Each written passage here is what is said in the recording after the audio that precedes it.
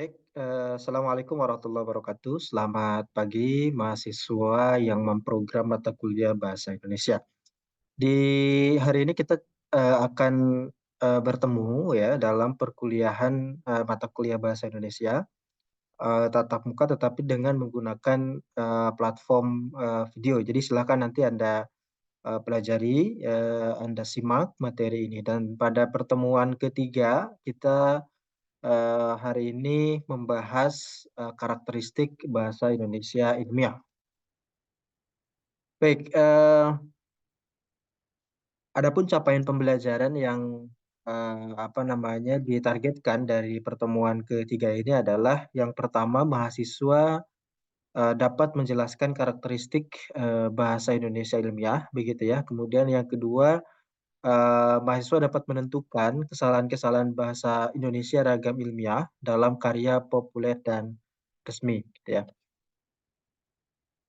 Nah, sahabat-sahabat sekalian, apa sebetulnya yang dimaksud dengan ragam bahasa ilmiah? Nah, sebelum kita masuk ke definisi yang lebih, komprehensif itu, tentu kita akan harus, mengkaji terlebih dahulu apa sebetulnya yang dimaksud dengan ragam bahasa. Kalau kita, mengacu kepada pendapatnya Puspandari pada tahun 2008, jadi ragam bahasa itu adalah, jenis-jenis karakteristik bahasa yang digunakan pada, setiap ranah penggunaannya gitu ya. Jadi setiap ranah penggunaan itu, berbeda-beda. Nah, Puspandari ini, membedakan atau mengkarakterisasi, ragam bahasa itu berdasarkan 5. Yang pertama adalah berdasarkan tempat. Jadi berdasarkan tempat, bahasa itu berbeda, dan itu dinamakan dialek gitu ya. Jadi ya misalnya antara dialek Jakarta, dialek Medan dan seterusnya. Sebagai contoh misalnya bahasa bahasa Jawa misalnya ya atau bahasa, Melayu misalnya ya, yang bahasa Melayu yang dituturkan oleh masyarakat Riau, itu tentu memiliki karakteristik yang berbeda dengan bahasa Melayu yang dituturkan oleh orang-orang yang tinggal di Medan misal, atau oleh orang-orang yang tinggal di Kalimantan. Nah, perbedaan-perbedaan itu ada yang sifatnya tatarannya itu tataran bunyi, ada juga yang sifatnya tataran yang lebih besar daripada bunyi. Perbedaan kata, perbedaan makna, dan seterusnya. Nah, perbedaan-perbedaan itu tidak membuat, kedua jenis, eee, hal tadi itu menjadi bahasa yang berbeda, tetapi hanya sebatas ragam yang berbeda ya, atau dialek yang berbeda. Tetap merupakan satu bahasa, tetapi dikatakan sebagai dialek yang berbeda gitu ya. Nah ini, ragam bahasa pertama berdasarkan tempat. Nah yang kedua, ada juga ragam bahasa berdasarkan penutur. Nah ya, berdasarkan penutur ini menurut Puspandari ini ada yang namanya ragam bahasa cendekiawan, ada yang namanya ragam bahasa non-cendekiawan. Ini sebetulnya berdasarkan penutur ini bisa juga sebetulnya, apa namanya, dikategorikan, dengan, bukan cendekiawan misalnya, tetapi, penutur itu, apa namanya, misalnya penutur, asli gitu ya atau penutur, non asli. Tapi kebetulan karena konteks pembahasan kita adalah pembahasan yang berkaitan dengan ragam bahasa ilmiah, maka, eee, menurut, si penulis begitu ya, bahwa ragam bahasa yang kedua berdasarkan penutur ini bisa dikategorikan sebagai bahasa cendekiawan atau juga bahasa yang non cendekiawan. Nah, apa yang dimaksud dengan bahasa cendekiawan? Jadi bahasa cendekiawan itu sederhananya bisa kita, pahami adalah bahasa yang kerap kali diujarkan oleh kalangan-kalangan tertentu dan secara intelektual itu masuk kategori atas gitu ya, intelektual atas seperti misalnya, peneliti, kemudian dosen, termasuk mahasiswa. Mahasiswa itu secara kategori bisa dikategorikan sebagai orang yang cendekiawan ya. Nah, adapun, penutur yang non-cendekiawan itu artinya selain daripada orang-orang yang bergelut di bidang cendekia atau di bidang keilmuan begitu ya. Ya misalnya pedagang ya, kemudian penjual, kemudian petani itu tidak dikategorikan sebagai non-cendekiawan. Bukan berarti secara intelektual mereka rendah, bukan. tetapi ini lebih kepada bagaimana tugas dan, keseharian mereka itu bergelut dengan ilmu atau tidak gitu ya. Ini tidak menentukan misalnya ragam cendekiawan itu dia secara intelektual tinggi, misalnya ragam non cendekiawan tidak, ini bukan seperti itu gitu ya. Tetapi lebih kepada bagaimana si penutur itu sehari-harinya itu bergelut dengan dunia akademik, dunia kehidupan yang lebih akademis begitu ya. Nah, ini yang namanya ragam cendekiawan dan ragam non-cendekiawan. Sehingga kalau kita lihat dari ragam-ragam cendekiawan itu, sebetulnya kita bisa melihat adanya banyak istilah yang lebih berkaitan dengan ilmu. Ya, orang yang sehari-harinya itu mengkaji, ilmu kimia misalnya, pasti dia akan memunculkan istilah-istilah yang berkaitan dengan ilmu tersebut. Begitu ya. Nah ini karakteristik yang kedua ataupun ragam bahasa yang kedua berdasarkan penutur. Nah yang ketiga ragam bahasa berdasarkan sarana, ada ragam lisan dan ada ragam tulisan. Teman-teman sudah tahu lah ya masalah tulisan dan lisan, bedanya seperti apa. Ragam lisan itu artinya ragam yang diujarkan, bahasa yang dituturkan, yang itu berupa bunyi biasanya, bunyi ya. Dengan menggunakan, alat-alat ucap manusia diproduksinya, sedangkan tulisan itu adalah, bahasa yang kemudian dituliskan begitu ya, bisa berupa surat, bisa berupa buku, dan tulisan-tulisan yang lain. Nah, yang keempat, ragam bahasa juga bisa kita kategorikan berdasarkan penggunaannya. Ya, di sini ada ragam ilmu dan ada ragam, surat begitu ya. Nah, ragam ilmu ini lebih kepada bagaimana bahasa itu digunakan dalam menjelaskan ilmu tertentu ya, atau tadi sekali lagi ini ada hubungannya dengan cendekiawan dan non cendekiawan gitu ya. Sedangkan, ragam surat kabar ya, ragam surat kabar ini artinya lebih populer. Jadi bahasanya lebih santai begitu ya, lebih santai tetapi tetap, mengedepankan kaidah-kaidah kebahasan yang, baik dan benar gitu ya. Nah, yang kelima, yang terakhir, ini ragam bahasa berdasarkan suasananya. Jadi suasananya itu ada yang resmi, ada yang santai. Biasanya yang resmi itu ditandai dengan, banyaknya penggunaan bahasa yang baku gitu ya. Sedangkan yang santai itu lebih kepada mengedepankan kenyamanan dan juga mengedepankan suasana agar si pembaca itu tidak terlalu kaku gitu ya. Nah, sekarang ini memang ada, semacam, upaya bagaimana kita itu berbahasa baku tetapi tidak kaku gitu ya. Nah, ini bagus berarti kalau orang itu mampu berbahasa baku tetapi tidak kaku. Tetapi ada kalanya di tengah-tengah masyarakat tuh ada satu persepsi bahwa ketika kita menggunakan bahasa yang baku, maka seakan-akan kita itu kaku gitu, ya tidak santai gitu ya, kaku. Nah, ini coba kita, perbaiki bagaimana cara kita berbahasa. Sebetulnya bisa saja kita menggunakan bahasa yang baku tetapi tetap tidak kaku gitu ya, seperti ini. Nah ini kurang lebih gambaran ya, gambaran berkaitan dengan ragam bahasa yang, kita kutip atau kita ambil pendapatnya dari Puspandari tahun 2008. Nah, rekan-rekan semua, nah tadi kan kita berbicara ragam bahasa secara umum. Sekarang kita lebih kerucutkan lagi berkaitan dengan ragam bahasa ilmiah sesuai dengan topik yang kita bahas di pertemuan ketiga ini. Nah, ragam bahasa ilmiah itu artinya kalau kita mengacu kepada, karakteristik yang ini nih, yang 5 ini, mana-mana saja bagian-bagian dari karakteristik ini yang masuk ke dalam kategori ragam bahasa ilmiah. Nah, yang pertama berarti bahasa ilmiah itu adalah bahasa yang dituturkan oleh cendekiawan, ya atau sering disebut dengan ragam bahasa cendekiawan, ya. Kemudian yang kedua, bahasa ilmiah itu juga bahasa yang merupakan ragam ilmu. Artinya, substansi yang disampaikannya itu tidak lepas dari substansi keilmuan.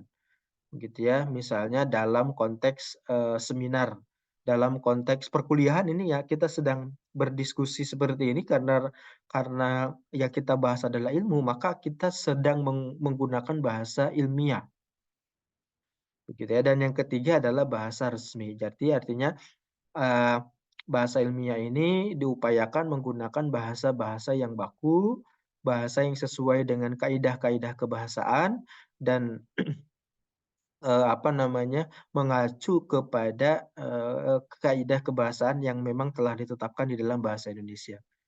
Nah, apa saja kaidah-kaidah yang apa namanya, yang bisa digunakan? Yang pertama, ketika kita berbicara ejaan, maka sekarang di Indonesia itu ada yang namanya ejaan yang disempurnakan edisi kelima, gitu ya, atau EYD edisi kelima. Nah, kita bisa mengacu kepada EYD edisi kelima itu untuk melihat apakah bahasa yang kita gunakan ini resmi atau tidak, baku atau tidak baku gitu ya. Nah, atau yang kedua, kita bisa mengacu kepada Kamus Kamus Besar Bahasa Indonesia atau KBBI, seperti itu. Nah, ini, yang disebut dengan, apa namanya, ragam bahasa ilmiah itu. Nah, selanjutnya teman-teman semua, mari kita coba lihat mari kita coba lihat, eee pendapat para pakar, berkaitan dengan bahasa ilmiah itu. Yang pertama kita coba lihat dari Suparno dan kawan-kawan yang terbitkan tahun 2002 ya, mereka mengatakan bahwa bahasa ilmiah itu adalah bahasa atau salah satu ragam bahasa Indonesia yang digunakan untuk menyampaikan buah pikiran yang bersifat ilmiah. Artinya ini ranahnya adalah ranah penggunaan di dalam kegiatan-kegiatan ilmiah. Gitu ya. Kemudian bersituasi resmi ya, dan dengan unsur-unsur kebahasan yang bersifat baku. Persis seperti yang tadi kita petakan, ya, persis seperti tadi yang kita petakan. Jadi bahasa, ilmiah itu satu bahasa yang digunakan dalam konteks atau penggunaannya sedang membicarakan, ilmu atau buah pikiran yang bersifat ilmu. Yang kedua sifatnya itu resmi, situasinya resmi, dan yang ketiga karakteristik bahasanya adalah bahasa yang baku. Nah, selanjutnya menurut Yono Hudiono ya, bahasa, apa namanya, bahasa Indonesia ilmiah itu adalah ragam bahasa yang tidak termasuk dialek dan dipakai dalam suasana, resmi oleh para cendekiawan untuk mengomunikasikan ilmu pengetahuan, baik secara tertulis maupun secara lisan, gitu ya. Nah ini, persis juga seperti apa yang tadi kita, singgung begitu ya. Jadi, yang pertama bahasanya itu digunakan oleh para cendekiawan, yang kedua, apa namanya, ragamnya ragam ilmu pengetahuan, dan yang ketiga bisa ditulis itu secara, tulis maupun secara lisan, gitu ya. Nah, itu tadi definisinya. Bagaimana sekarang karakteristik dari bahasa ilmiah? Setidaknya ada 6 teman-teman semua. Yang pertama, bahasa Indonesia ilmiah itu adalah bahasa yang harus lugas dan jelas. Jadi penyampaiannya itu harus lugas, jelas, tidak bertele-tele, tetapi informatif gitu. Kemudian yang kedua objektif, yang ketiga cendekia, nanti kita coba detailkan satu persatu apa yang dimaksud lugas dan jelas, apa yang dimaksud objektif gitu ya, apa yang dimaksud cendekia. Kemudian yang keempat ringkas dan padat, kemudian konsisten dan gagasan sebagai pangkal tolak. Nah, mari kita coba kaji satu persatu ya. Yang pertama, karakteristik dari bahasa Indonesia ilmiah itu lugas dan jelas. Artinya, lugas itu apa adanya. Gagasannya jelas, tidak berbelit-belit, mudah dipahami, tidak diungkapkan dalam bentuk kiasan, serta tidak berbunga-bunga. Teman-teman semua, ketika teman-teman misalnya menggunakan bahasa ilmiah dalam menulis karya ilmiah, deskripsi misalnya, maka hindarilah penggunaan-penggunaan yang berbelit-belit dan penggunaan yang menggunakan kiasan ya dan tidak yang, gunakan bahasa yang tidak berbunga-bunga. Contoh misalnya, tidak mungkin di dalam skripsi itu misalnya, eee apa namanya, penelitian ini misalnya, penelitian ini mengalami kendala yang sangat kompleks, seperti, apa namanya, gelapnya malam misalnya. Nah, ini gelapnya malam itu artinya hitam pekat gitu ya, sehingga masalahnya itu sangat-sangat sulit dipecahkan gitu ya. Itu nggak bisa seperti itu.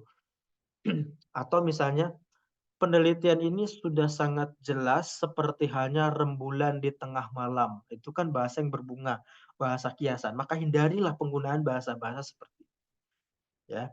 Nah, yang kedua itu adalah jelas. Jelas ini gamblang, tegas, dan tidak meragukan. Argumentasinya harus yakin, argumentasinya meyakinkan, tidak meragukan, begitu ya. Disinilah letaknya bagaimana nulis karya ilmiah ataupun bahasa ilmiah itu harus jelas, harus lugas dan jelas. Nah, yang kedua, ini contoh ya teman-teman, kita tengok contoh. Eh, yang teks bagian atas ini bahasa yang tidak lugas dan tidak jelas. Contohnya misalnya, di dalam teks banyak ditemukan kalimat yang tidak lugas dan tidak jelas. Kalimat yang tidak lugas dan tidak jelas akan mengaburkan informasi sehingga membuat pembacanya menjadi kehilangan arah. Yang tanda merah itu banyak pertanyaannya, banyaknya itu berapa? Kita nggak bisa mengasumsikan, misalnya kan dalam penulisan karya ilmiah, kita nggak bisa mengasumsikan mengatakan banyak, banyak, banyak, harus jelas. Banyaknya itu berapa? Yang kedua, yang tanda merah yang kedua ini kehilangan arah. Kehilangan arah itu terlalu terlalu berbunga-bunga, terlalu kiasan gitu ya. Maka hindari penggunaan kata-kata seperti itu. Maka ketika kita perbaiki, teksnya bisa kita lihat ya. Dalam teks ditemukan 12 misalnya ya kalimat yang tidak lugas dan tidak jelas, bla bla bla bla bla bla bla bla bla gitu ya. Kalimat yang tidak lugas dan tidak jelas akan mengaburkan informasi sehingga membuat pembaca kesulitan memahami teks. Jadi jelas gitu ya, lugas dan jelas. Nah, karakteristik yang kedua dari bahasa ilmiah itu adalah objektif. Apa itu objektif? Artinya apa? Ketika kita menggunakan bahasa ragam ilmiah, maka bahasa ragam ilmiah itu adalah menyatakan sesuatu dalam keadaan yang sebenarnya. Apa adanya, tidak dipengaruhi oleh emosi pribadi, tidak mengemukakan sesuatu pandangan dari sudut pandang pribadinya saja, tanpa memperhatikan sudut pandang orang lain secara umum atau secara keseluruhan. Nah, ini yang dimaksud objektif. Mari kita lihat contohnya. Ini contoh apa namanya? Yang atas itu penulis yang bahasa yang tidak objektif misalnya. Penulis meyakini. Jadi ini lebih mengedepankan si penulisnya, lebih mengedepankan subjektivitasnya. Penulis meyakini atau apalagi yang lebih parah, saya meyakini gitu ya. Kami meyakini, maka hindarilah penggunaan bahasa-bahasa menggunakan kata ganti orang, khususnya kata ganti orang pertama. Kami, saya, ya, termasuk penulis meyakini dan seterusnya. Maka perbaikannya adalah kita ubah si kalimat di atas itu menjadi kalimat pasif. Itu kan penulis meyakini bla bla bla bla bla. Kita ganti berdasarkan data penelitian, penggunaan kata tidak baku dalam bahasa gaul disebabkan oleh bla bla bla bla bla. Jadi kita lebih mengedepankan objektivitas bahwa ini seakan-akan ini bukan pendapat pribadi gitu, bukan pendapat si penulis. Tapi memang pendapat yang bisa kita ambil dari berbagai rujukan. Ini yang kedua. Yang ketiga, cendekia. Jadi bahasa ilmiah itu bahasa yang cendekia. Apa itu? Yang pertama mampu membentuk pernyataan yang tepat untuk menyampaikan ide atau gagasan. Yang kedua mampu digunakan untuk mengungkapkan hasil berpikir yang logis secara tepat. Dan yang ketiga kalimat-kalimatnya mencerminkan ketelitian yang objektif. Sehingga suku-suku kalimatnya sejalan dengan proposisi logika. Contoh, mobil listrik bukan solusi utama untuk menanggulangi polusi udara karena konversi mobil BBM ke mobil listrik bukan menjadi jalan keluar untuk mengatasi hal tersebut. Muter ini. Ini kalimatnya muter-muter. Mobil listrik bukan solusi karena mobil listrik bukan menjadi jalan keluar untuk mengatasi masalah tersebut. Ya iya, yang di atas sudah disebutkan bukan solusi. Jadi kemudian alasannya kenapa? Ya ibaratnya gini. Misalnya, hari ini rumah sakit libur karena rumah sakit libur misalnya karena tidak buka. Rumah sakit tidak buka karena libur. Kalau apa namanya? Kemudian misalnya apa namanya? Dokter akan rumah sakit buka 24 jam misalnya kecuali kalau tutup gitu. Nah, ini kan muter-muter gitu. Muter-muter logikanya tuh nggak ketemu gitu. Maka bisa kita perbaiki misalnya mobil listrik bukan solusi utama karena pembangkit listrik di Indonesia masih menggunakan energi fosil. Jelas ini argumennya gitu ya. Kalau di atas kan muter-muter ya. Nah, yang selanjutnya karakteristik bahasa Indonesia ilmiah itu adalah ringkas dan padat. Yaitu penggunaannya unsur-unsur bahasa yang hemat, unsur-unsur yang tidak diperlukan karena tidak berfungsi untuk mengungkapkan gagasan harus dibuang. Jadi harus cermat-cermat kita itu memilih mana yang penting, mana yang tidak penting. Sebagai contoh yang atas, misalnya ini yang tidak ringkas dan tidak padat, tindakan pencegahan penyebaran COVID-19 tidak akan terlaksana dengan baik tanpa adanya dukungan dari pihak-pihak yang ada dalam masyarakat. Ya, ya pihak-pihak yang ada dalam masyarakat itu siapa? Ya masyarakat sendiri, berarti kan langsung saja. Tindakan pencegahan penyebaran COVID tidak akan terlaksana dengan baik tanpa adanya dukungan dari masyarakat. Jadi langsung gitu, langsung kepada intinya. Nah, yang kelima konsisten ya. Jadi konsisten itu bersifat ajeg, taat azas, selaras, tidak berubah-ubah. Unsur-unsur bahasa berupa pembentukan kata dan tulis atau penggunaan ejaan dan tanda baca digunakan sesuai dengan kaidah yang berlaku dan konsisten. Kekonsistenan yang lain juga adalah ketika kita menggunakan ya, istilah-istilah. Ketika misalnya ada dua istilah yang bersinonim dan dari awal kita memilih salah satunya, maka konsistenlah menggunakan bahasa yang dipilih itu dari awal sampai akhir. Kita tengok contohnya, bagi mengatasi penyebaran dan peningkatan pasien terkena COVID-19 telah dilakukan pembatasan sosial. Masyarakat diimbau untuk menjaga jarak dan tidak keluar rumah. Ini tidak baku, tidak konsisten. Maka yang konsistennya untuk mengatasi penyebaran dan peningkatan pasien terkena COVID, masyarakat diimbau. Ya, ini kan langsung ya, satu kalimat saja tidak di tidak jadi langsung konsisten gitu ya. Pertama gunakan kaidah, gunakan kata yang memang sesuai dengan kaidah gitu ya, taat azas gitu ya. Bagi dengan untuk itu dua hal yang berbeda, sehingga pilihlah kata yang paling tepat dari keduanya. Nah, kemudian yang terakhir bahwa bahasa ilmiah itu adalah bahasa yang gagasan itu sebagai pangkal tolaknya. Nah, jadi kalimat-kalimat yang ada dalam bahasa Indonesia Ragam ya, ilmiah itu berorientasi pada kalimat pasif, bukan kalimat aktif. Ini strategi kebahasaan saja sebetulnya ya, strategi linguistik yang bisa digunakan untuk mengedepankan gagasan dibandingkan dengan subjektivitas. Ini ada kaitannya juga dengan karakteristik yang kedua tadi yaitu objektif. Sebagai contoh gagasan yang tidak sebagai pangkal itu skripsi ini saya tulis itu bukan gagasan yang menjadi pangkal tetapi si penulisnya, si subjeknya, si penulisnya. Tetapi kalau yang kedua misalnya skripsi ini ditulis, jadi dikedepankan itu gagasannya, gagasannya. Jadi nanti ini mohon untuk dicermati bersama-sama oleh teman-teman mahasiswa semua. Inilah yang masuk dalam kategori-kategori dari bahasa Indonesia ilmiah itu gitu ya. Jadi nanti semoga teman-teman bisa memahami gitu ya, bahwa ternyata dalam konteks akademik kita ini tidak bisa menggunakan bahasa yang sembarangan. Ada kaidah-kaidahnya, ada karakteristiknya begitu ya.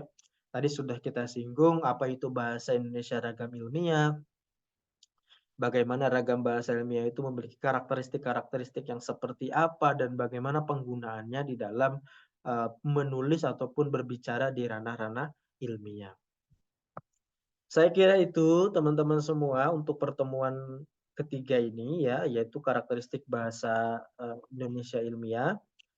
Semoga bisa dipahami secara baik, semoga bisa dicerna secara utuh materinya dan bisa diimplementasikan, bisa dipraktekkan. Selebihnya kita berdiskusi ya di platform learning management system yang telah kita sediakan. Silakan Anda berikan gagasan-gagasan konstruktifnya terkait dengan topik yang sedang kita bahas. Terima kasih, sampai jumpa lagi di pertemuan selanjutnya, yaitu pertemuan keempat. Dari saya cukup sekian, billahi fisabilil haq. Assalamualaikum warahmatullahi wabarakatuh, dan salam sehat selalu.